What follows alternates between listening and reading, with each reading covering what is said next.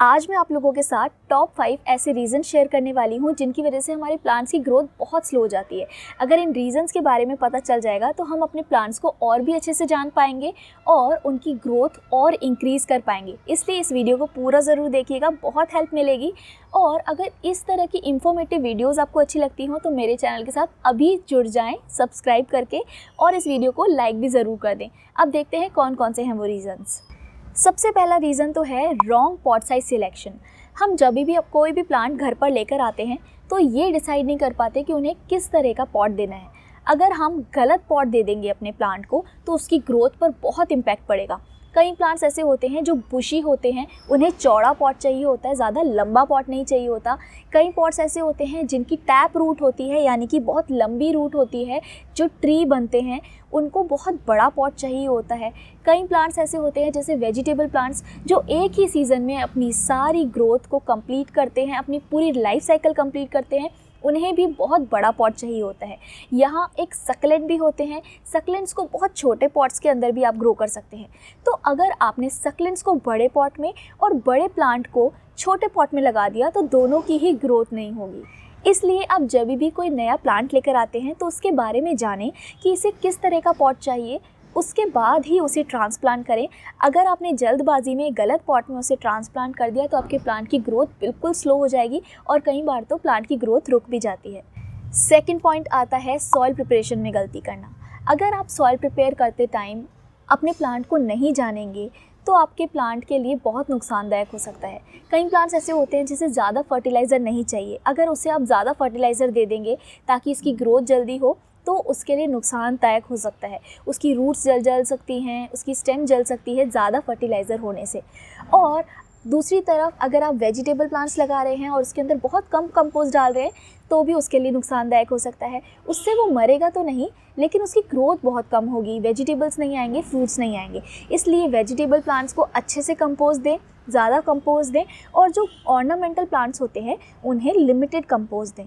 कितनी देनी है ये आप उस प्लांट के हिसाब से डिसाइड कर सकते हैं। कई प्लांट्स ऐसे होते हैं जिनके अंदर कीड़े लगने का बहुत डर होता है, जैसे कि वेजिटेबल प्लांट्स या फिर गुड़हल का प्लांट हो गया।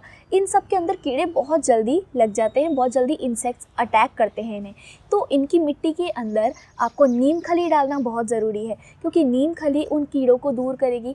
अगर आपने प्लांट के बारे में जाना होगा तभी आपको पता चलेगा कि इसे किस तरह की मिट्टी हमें देनी है। अगर आपने मिट्टी अच्छी बना ली तो आपका प्लांट हमेशा हेल्दी रहेगा और ग्रोथ करता रहेगा। थर्ड रीज़न होता है हम गलत मौसम में गलत प्लांट्स ले आते हैं। जैसे कि सर्दियों के फूल बहुत ज़्यादा अट्रैक्टिव दिखते हैं, फरवरी में तो वो ऐसा लगता है कि हम सारे ही फूलों को अपने घर पे ले आएँ। लेकिन अगर आप फरवरी में वो फूल लेकर आएंगे तो वो 1 महीने बाद सारे मर जाएंगे।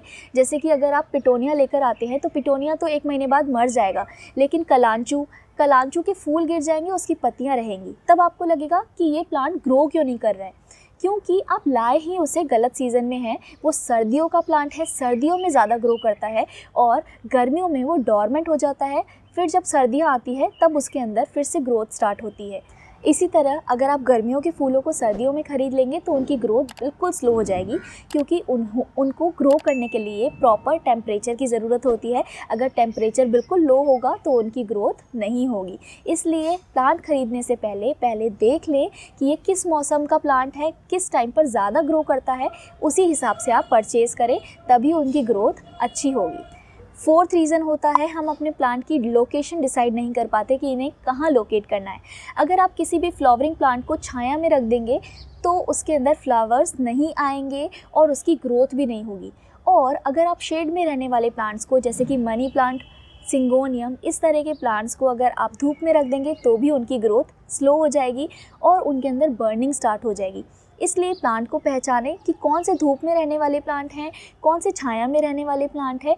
उसी के बाद आप अपने प्लांट को लोकेट करें ताकि आपके प्लांट की ग्रोथ अच्छी हो।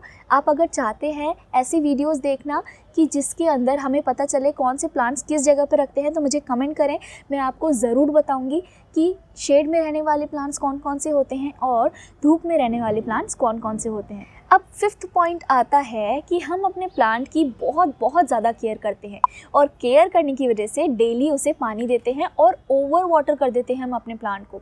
ओवर वाटरिंग से हमारे प्लांट्स मर भी सकते हैं और हमारे प्लांट की ग्रोथ बिल्कुल स्लो हो सकती है। मेरा एक ऐसा प्लांट है जिसे मैंने 2 महीने से पानी नहीं दिया है, ना ही उस पर बारिश का पानी पड़ा है, लेकिन हमारे एनवायरनमेंट में जितना भी मॉइस्चर होता है उससे ही वो सस्टेन कर रहा है और बहुत अच्छे से ग्रो कर रहा है। पानी की ज़रूरत नहीं होती है हमारे प्लांट को, बल्कि मॉइस्चर की ज़रूरत होती है। अगर उसके आसपास बहुत सारे प्लांट्स हैं, मॉइस्चर है, तो आपका प्लांट बहुत अच्छे से ग्रो करेगा। इसलिए डेली उसे पानी ना दें। आप पहले उसकी सॉइल चेक करें। सॉइल अगर पूरी तरह से ड्राई हो चुकी है तभी अपने प्लांट को पानी दें। कई प्लांट्स तो ऐसे होते हैं जो बहुत कम पानी के अंदर भी बहुत अच्छे से ग्रो करते हैं। वो प्लांट्स ऐसे होते हैं जो हमारे रोड साइड पर लगे होते हैं। आप देखिए, रोड साइड पर कोई रोज़ पानी नहीं देता है और वो फुल सनलाइट में भी होते हैं। अगर ऐसे प्लांट्स को आप बहुत ज़्यादा पानी देंगे तो वो प्लांट्स मर जाएंगे, उनकी रूट्स गल जाएंगी और उनकी ग्रोथ भी बिल्कुल नहीं होगी। इसलिए रोज़ पानी ना दें। अपने प्लांट की अगर आपको केयर करनी है तो उन्हें देखें, ऑब्ज़र्व करें और उनका नेचर जानें। अगर ये वीडियो आपको अच्छी लगी हो तो प्लीज़ मेरे चैनल को सब्सक्राइब करें और इस वीडियो को लाइक करें। Thanks for watching.